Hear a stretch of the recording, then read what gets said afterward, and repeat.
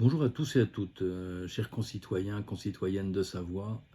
Nous sommes à 10 jours maintenant de la déclaration d'indépendance. Rappelez-vous, qui deviendra une fête nationale le 27 octobre 2023.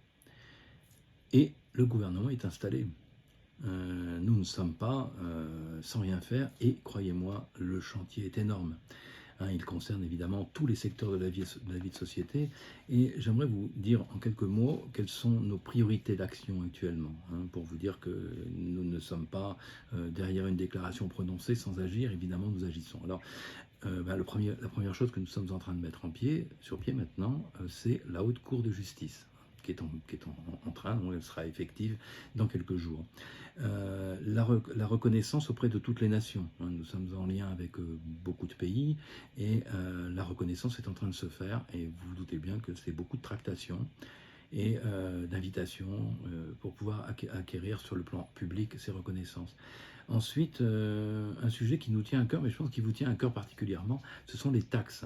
Et particulièrement, dans un premier temps, les taxes en lien avec les radars. Donc nous sommes en tractation, en négociation avec ça, on va mettre ça en place maintenant.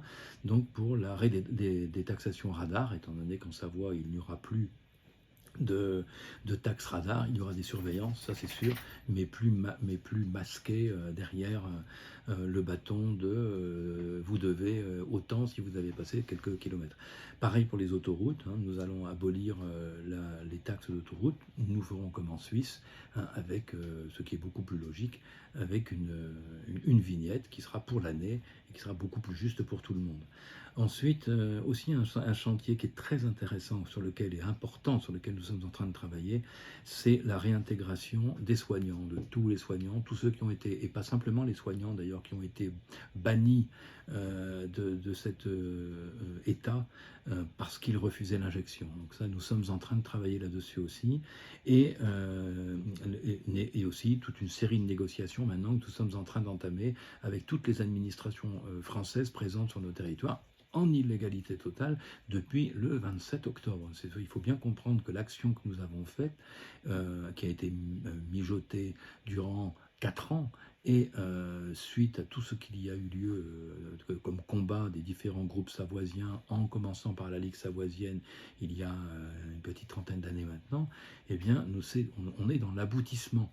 Donc bien sûr nous sommes face à des critiques, nous sommes face, ça on le sait bien, les choses ne vont pas se passer comme ça, comme je veux dire, une lettre à la poste, comme on dit, ça ne va pas se faire facilement. Nous sommes face à des critiques sérieuses, et la raison pour laquelle nous avons besoin du soutien, des compétences, de la créativité, de votre créativité, de vos talents, pour que vous puissiez nous aider. Nous ne pouvons pas travailler seuls. On travaille pour tout le monde, et on a besoin que tout le monde nous aide.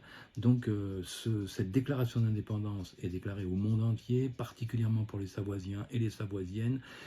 Aidez-nous, apportez vos compétences.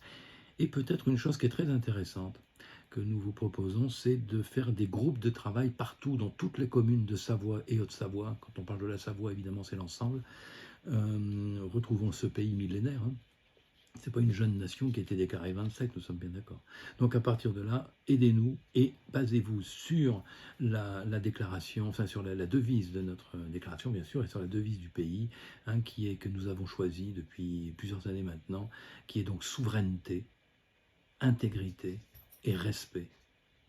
Merci à vous, à très bientôt.